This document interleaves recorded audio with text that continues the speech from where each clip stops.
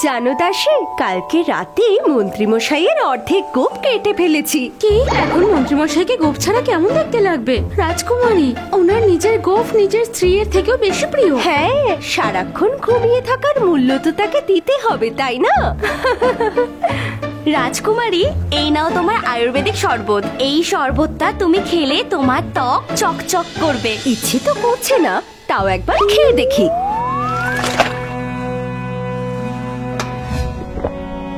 তো কি বাজে খেতে এটা! এটা খেয়ে তো মুখের স্বাদটাই নষ্ট হয়ে গেল। আমি এটা খেতে পারবো না। আর এটা একদমই নয় যে আমাদের ত্বক বেশার জিনিস খেলে চকচক করবে।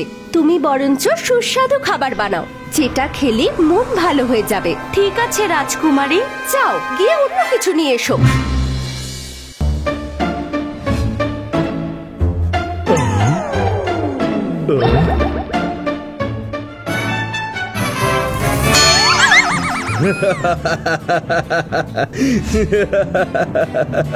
এটা আবার কিরকম লুক মন্ত্রী মশাই? অর্ধেক গোঁফ? আপনি তো আপনার গোঁফকে নিজের প্রাণের থেকেও বেশি ভালোবাসতেন, তাহলে হঠাৎ করে এটাকে ত্যাগ করলেন কেন?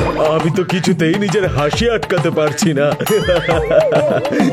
আমি আমার গোঁফ কাটিনি মহারাজ, আমার গোঁফের বলি দিয়েছে রাজকুমারী স্বয়ং।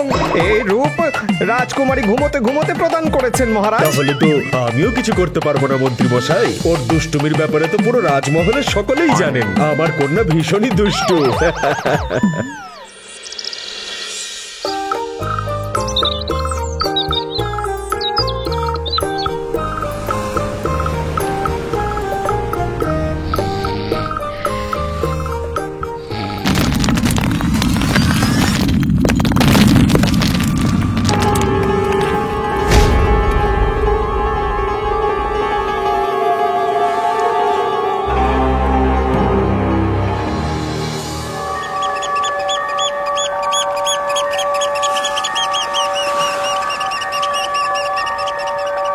মহারাজের জয় হোক।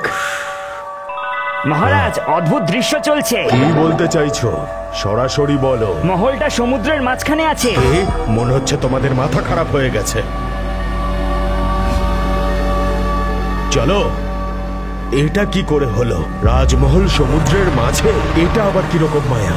এরকম বিচিত্র অদ্ভুত দৃশ্য প্রথমবার জীবনে দেখছি আমি। কি করে হলো এটা?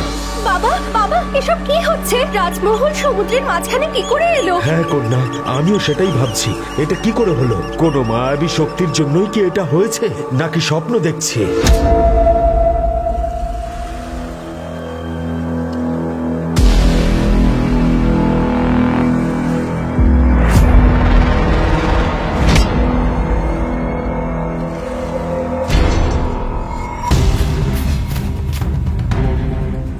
এ কে? রাজমহল তো সমুদ্র তটে এসে গেছে। এটা কিরকম বিচিত্র নগরী! সৈনিকরা, সৈনিকরা তাড়াতাড়ি যাও, আমাদের উপর আক্রমণ হয়েছে। সকলে অস্ত্রশস্ত্র নিয়ে আক্রমণ করো। আমাদের রাজমহলে ওদেরকে প্রবেশ করতে দিও না, বাইরেই শেষ করে দাও ওদের।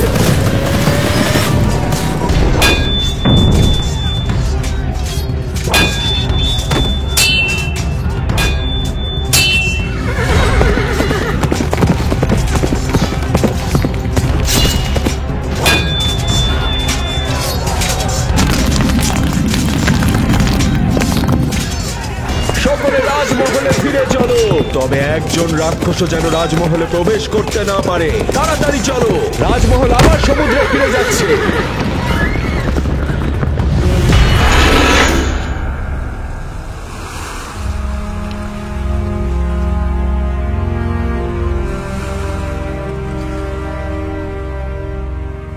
কি হয়েছে বাবা?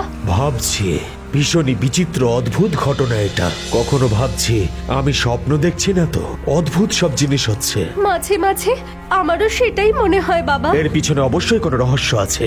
আজ পর্যন্ত এরকম কেউ শোনেনি। কোনো কারণ ছাড়া কোনো কিছুই হয় না কন্যা। এই রহস্যের সমাধান করতে হবে। জানি না এর পরবর্তী গন্তব্য কোথায় হতে চলেছে। সতর্ক থাকতে হবে।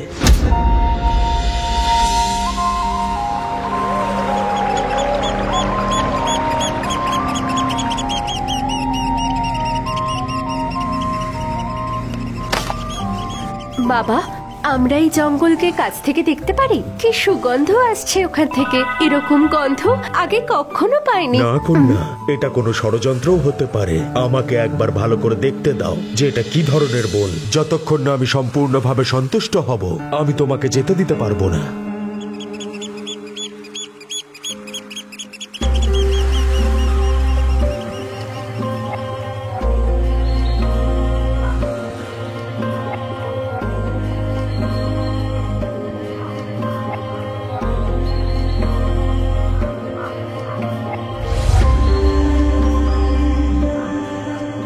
প্রণাম মহর্ষি। কেমন আছো সমর প্রতাপ? আপনি আমার নাম কিভাবে জানলেন? এর আগে তো কোনোদিনও আপনার সঙ্গে সাক্ষাৎ হয়নি মহর্ষি। কেন এসেছো সেই ব্যাপারেও আমি জানি। আমি আমার নগরীর থেকে পুরো মহল সমেত সমুদ্রের চারিদিকে ঘুরে বেড়াচ্ছি। ভীষণই চিন্তিত যে আমার নগরী, আমার প্রজারা, আমার আত্মীয়, রাজ্য সব চলে গেছে মহর্ষি। অপমানের পরিণাম তো সহ্য করতেই হবে রাজন। কি ধরনের অপমান মহর্ষি? আমি তো কিছুই বুঝতে পারছি না। জলের অপমান রাজন। কিন্তু আমি তো জলকে কোনোদিনও সেভাবে অপমান করিনি মহর্ষি। দয়া করে আমাকে বলুন আর এই সংকট থেকে আমাকে মুক্ত করুন। আমি সারা জীবন এই জলযাত্রায় থাকতে চাই না। সব জানতে পারবে রাজন। আর তোমার নগরে ফিরে যাবার পথ হলো কঙ্কন পর্বতে রাখা অগস্ত্য শঙ্খ, যা নাগ দ্বারা রক্ষিত। তার সাহায্যেই তুমি প্রাসাদ সহ নগরে ফিরবে। আমি ওখানে কিভাবে যাব মহর্ষি? আমাকে পথ দেখান। এবার তোমার প্রাসাদ কাল সূর্যাস্তের পূর্বে ওই পর্বত শিখরে গিয়েই একেবারে থামবে। সমুদ্রের মধ্যে ওটি ছাড়া অন্য শিখর নেই। এই পুঁটলিটা নাও, এতে নাগ ভস্য আছে। এই ভস্য হাওয়াতে উড়িয়ে দিলে নাগ ওখান থেকে সরে যাবে। যথাজ্ঞা মহর্ষি। আর মন্ত্রটি শঙ্খ পাবার পর যখন সমুদ্রের প্রাসাদ আবার ভাসবে তখন বলবে, আজ্ঞে মহর্ষি। কল্যাণ হোক।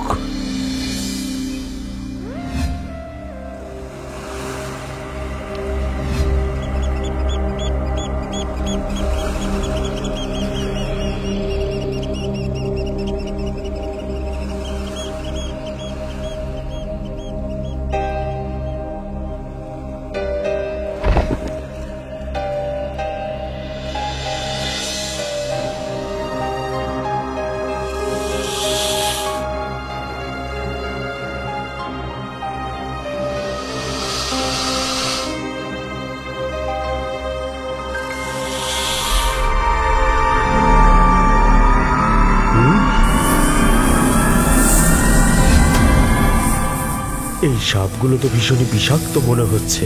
যদি একটাও কামড়ায় তাহলে ক্ষণিকের মধ্যে মৃত্যু অবধারিত। মহর্ষি আমাকে যে মন্ত্রপুত ছাই দিয়েছিল সেটা ব্যবহার করি।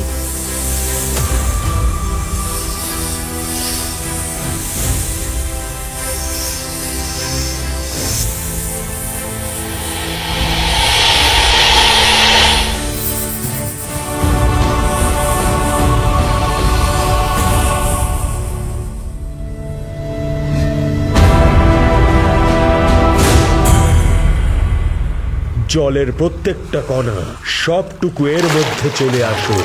দাঁড়াও রাজা, শঙ্খ বাজাবে না, না হলে আমার সমস্ত জল আর আশেপাশের জলাশয়ের জল শুকিয়ে যাবে। আর ধরিত্রী থেকে জল শুকিয়ে গেলে সমস্ত প্রাণী তাদের প্রাণ হারাবে, সকলের প্রাণের বিনাশ হবে। কিন্তু হে দেব, তুমি আমার মহলের সঙ্গে আমাকে কেন এভাবে কষ্ট দিচ্ছ? হ্যাঁ, আমি কি অপরাধ করেছিলাম? আমি তো কোনোদিনও তোমার কোনো অপমান করিনি, আর না তো তোমার কোনোদিনও কোনো ক্ষতি করেছি। অপরাধ তুমি নয়, তোমার কন্যা করেছিল, যে প্রতিদিন আমার জলকে অশুচি করেছে। উচ্ছিষ্ট খাদ্য, মলিন জল আমার জলে মিশ্রিত করত, সেই জন্য তুমি এই শাস্তি পেয়েছো। ক্ষমা করে দিন আমায়, আমি না জেনেই অনেক বড় ভুল করে ফেলেছি, আর কখনো হবে না। আমাদের ক্ষমা করে দাও দেব, এই ধরনের ভুল আর কোনোদিনও হবে না। আমি তোমায় প্রতিশ্রুতি দিচ্ছি, আমার রাজ্যে, আমার মহলে বা আমার পরিবারে এরকম ভুল আর কোনোদিনও হবে না। আমি প্রতিশ্রুতি দিচ্ছি। ঠিক আছে রাজা, কাল সকালে রাজমহলের সঙ্গে তুমি তোমার নগরীতে পৌঁছে যাবে, কিন্তু তোমার প্রতিশ্রুতি মনে রেখো। হ্যাঁ।